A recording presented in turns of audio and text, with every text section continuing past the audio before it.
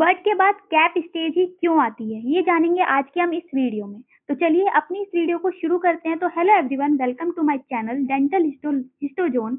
आज मैं आपको इस चैनल पर डेंटल हिस्टोलॉजी से रिलेटेड सारे चैप्टर के पीवाईक्यू कराती हूँ, उन्हें सिंपल लैंग्वेज में समझाने की कोशिश करती हूँ ताकि जो फर्स्ट ईयर बीडीएस स्टूडेंट्स हैं उनके लिए ये सब्जेक्ट पढ़ना थोड़ा ईजी हो जाए।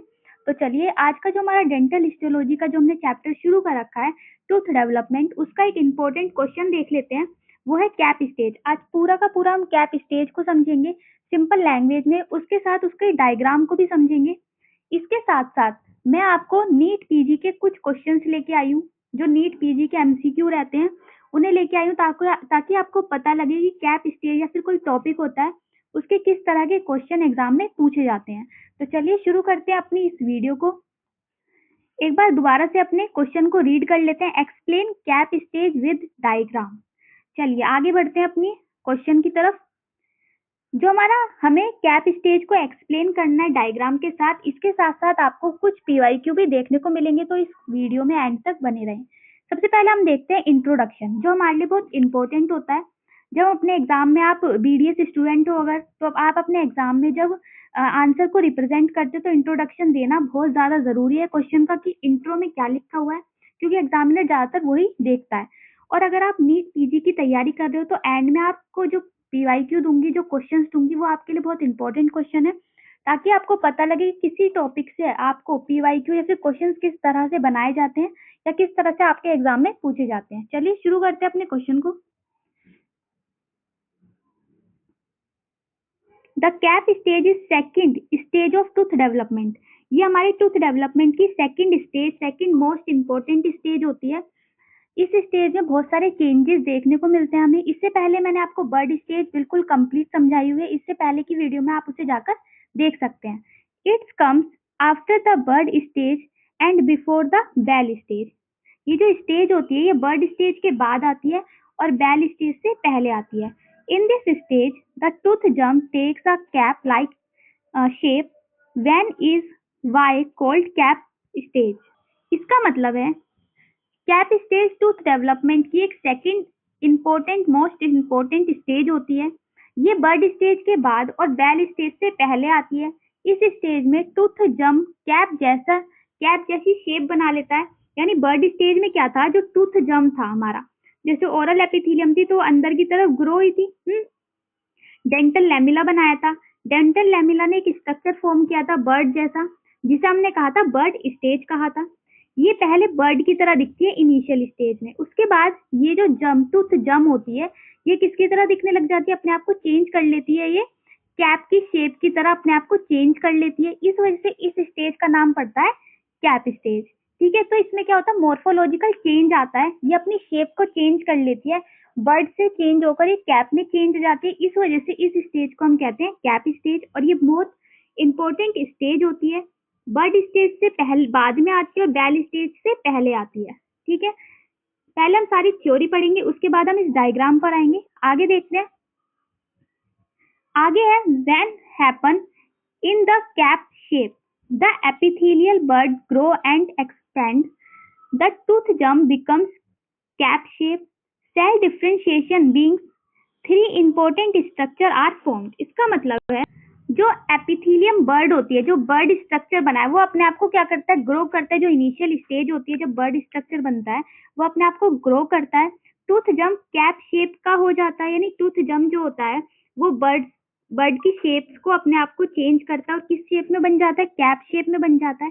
सेल अपने आप को डिफरेंशिएशन यानी अपने आप को डिवाइड करना स्टार्ट कर देती है। कैप स्टेज वाले टाइम में जो सेल्स होती हैं वो अपने आप को डिफरेंशिएट का मतलब होता है अपने आप को डिवाइड करना शुरू कर देती हैं और इम्पोर्टेंट स्ट्रक्चर का फॉर्मेशन करती हैं। ठीक है, कैप स्टेज जो होती है वो सेकंड इंपॉर्टेंट स्टेज होती है जिसके अंदर कुछ स्ट्रक्चर का फॉर्मेशन होता है। वो कौन कौन से स्ट्रक्चर होते हैं, आपसे क्वेश्चन में पूछा जाता है, वाइवा में भी आपसे पूछा जा सकता है।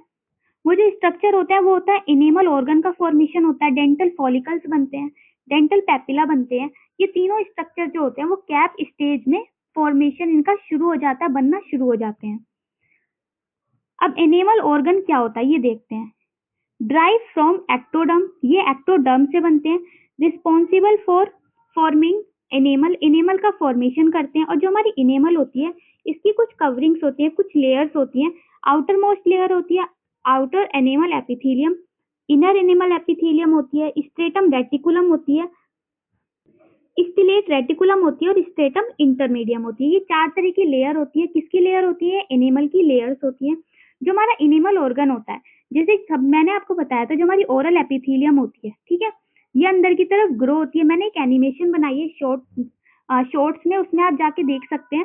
जो हमारी आउटर ओरल एपिथेलियम होती है वो अंदर की तरफ जब ग्रो करती है तो ऊपर का जो स्ट्रक्चर होता है उसे हम कहते हैं एक्टोडर्म, और जो नीचे का स्ट्रक्चर, नीचे की लाइन होती है उसे कहते हैं एक्टोमीसेनकाइमा। ठीक है, जो हमारा एक्टोडर्म होता है उसी से कौन कौन बनता है? Drive from ectoderm. तो एक्टोडर्म से ही कौन बनता है? एनेमल ऑर्गन बनता है। ये आपको याद रखना है कि एनेमल ऑर्गन कौन सी वाली लेयर से बनता है? ओरल एपिथेलियम की जो एक्टोडर्म लेयर होती है उससे हमारा एनेमल ऑर्गन का फॉर्मेशन होता है। और एनेमल ऑर्गन की कुछ लेयर्स होती है, आउटर मोस्ट लेयर होती है, इनर मोस्ट लेयर होती है, स्टिलेट रेटिकुलम होती है जो स्टार शेप की होती है, स्टिलेट इंटरमीडियम होती है। ये हमने देखा एनिमल ऑर्गन के बारे में। अब हम देखते हैं डेंटल फॉलिकल्स के बारे में। जो डेंटल फॉलिकल्स होते हैं, ठीक है, ये फॉर्म करते हैं किसको? सॉरी, यहाँ पर जो है ये डेंटल फॉलिकल्स नहीं आएगा, डेंटल पैपिला आएगा। ठीक है, ये आप ठीक कर लेना। ये डेंटल पैपिला के बारे में, क्योंकि डेंटल पैपिला का जो फॉर्म करते हैं वो डेंटिन को, डेंटल पल्प को बनाते हैं। इन फ्यूचर इस स्टेज में डेंटल पैपिला का फॉर्मेशन होता है और आने वाली स्टेजेस में, बेल स्टेज में, जो डेंटल पैपिला होता है ये किसका फॉर्मेशन करता है? डेंटिन को बनाने का काम करता है और डेंटल पल्प को बनाने का काम करता है। आगे हम देखते हैं डेंटल फॉलिकल्स। डेंटल फॉलिकल्स क्या काम करते हैं? Dental follicles surround the enamel organ. जो हमारा ऐसे हमने स्ट्रक्चर देखा था कि हमारी ओरल एपिथेलियम थी, ये हमारा डेंटल लैमिला बन गया था, और ये जो स्ट्रक्चर था ये एनिमल ऑर्गन था। ठीक है, एनिमल ऑर्गन के चारों तरफ मैंने आपको बताया था कुछ सेल्स या कुछ टिश्यूज प्रेजेंट होते हैं। इन टिश्यूज को हम क्या कहते हैं? डेंटल फॉलिकल्स कहते हैं। तो डेंटल फॉलिकल्स अपने आप को सराउंड करके रखते हैं इनेमल ऑर्गन, इनेमल ऑर्गन के चारों तरफ अपने आप को क्या करके रखते हैं? सराउंड करके रखते हैं। एंड डेंटल पैपिला, यानी डेंटल पैपिला और इनेमल ऑर्गन की चारों तरफ जो टिश्यूज अपने आप को सराउंड करके रखते हैं वो होते हैं डेंटल फॉलिकल्स। और डेंटल फॉलिकल्स क्या क्या फॉर्मेशन का काम करते हैं, क्या क्या बनाते हैं? वो बनाते हैं सीमेंटम, पेरिडोंटियम लिगामेंट और एल्वोलर बोन का फॉर्मेशन करते हैं। यानी डेंटल फॉलिकल्स जो होते हैं, कैप स्टेज में डेंटल फॉलिकल्स बनते हैं और आने वाली बेल स्टेज में जो डेंटल फॉलिकल्स होते हैं वो सीमेंटम, पेरिडोंटियम लिगामेंट और एल्वोलर बोन के फॉर्मेशन में मदद करते हैं। तो आपको पता लगा कि जो कैप स्टेज होती है, बर्ड स्टेज जो होती है, बर्ड स्टेज से कैप स्टेज कैसे बनती है? बर्ड स्टेज मॉर्फोलॉजिकल चेंजेस आते हैं बर्ड स्टेज में, उसके बाद वो कैप की शेप की बन जाती है। कैप जो स्ट्रक्चर होता है या कैप स्टेज जो आती है उसमें कुछ स्ट्रक्चर का फॉर्मेशन होता है, जिसमें होता है एनेमल ऑर्गन आता है, डेंटल फॉलिकल्स आते हैं और डेंटल पैपिला आता है। जो एनेमल ऑर्गन होता है वो एक्टोडर्म से बना होता है। जो हमारी ओरल एपिथेलियम होती है उसकी जो लेयर होती है वो होती है एक एक्टोडर्म लेयर होती है। एक्टोडर्म से किसका फॉर्मेशन होता है? एनिमल ऑर्गन का फॉर्मेशन होता है। एनिमल ऑर्गन की चार तरह की लेयर्स होती है, वो आपको याद रखनी है। Outer animal epithelium, inner animal epithelium, stratum इंटरमीडियम और स्ट्रेटम रेटिकुलम। ठीक है, ये चार तरह की लेयर्स होती है। उसके बाद डेंटल फॉलिकल्स क्या काम करता है? ये सीमेंटम, एल्वोलर बोन और पेरिडोंटियम लिगामेंट का फॉर्मेशन करता है। और डेंटल पैपिला जो होता है वो डेंटिन का और डेंटल पल्प बनाने का काम करता है। ये सब इसकी कौन सी स्टेजेस में फॉर्म होता है? ये कैप स्टेज में फॉर्म होता है। तो तीन जो इम्पोर्टेंट स्ट्रक्चर जो कैप स्टेज में बनते हैं वो आपको याद रखना है। एनिमल ऑर्गन, डेंटल फॉलिकल्स और डेंटल पैपिला बनता है। ठीक है, ये आपके क्वेश्चन में तो लिखने, मतलब एग्जाम में तो आता ही आता है, इसके साथ साथ आपको वाइवा में भी आपका एग्जामिनर पूछ सकता है कि कौन सी स्टेज में कौन कौन से स्ट्रक्चर फॉर्म होते हैं। तो आप अच्छे से याद रखेंगे। चलिए अब हम देख लेते हैं अपने पीवाईक्यू जो नीट पीजी में पूछे जाती है। इंपॉर्टेंट पीवाईक्यू है, इस टॉपिक से रिलेटेड पीवाईक्यू है। जो नीट पीजी की तैयारी कर रहा है वो मेरी वीडियो देख सकता है, ताकि आपको हर टॉपिक के साथ साथ किस तरह के उस टॉपिक से एमसीक्यू पूछे जाते हैं वो आपको पता लगे। तो चलिए अपना फर्स्ट एमसीक्यू देखते हैं। कैप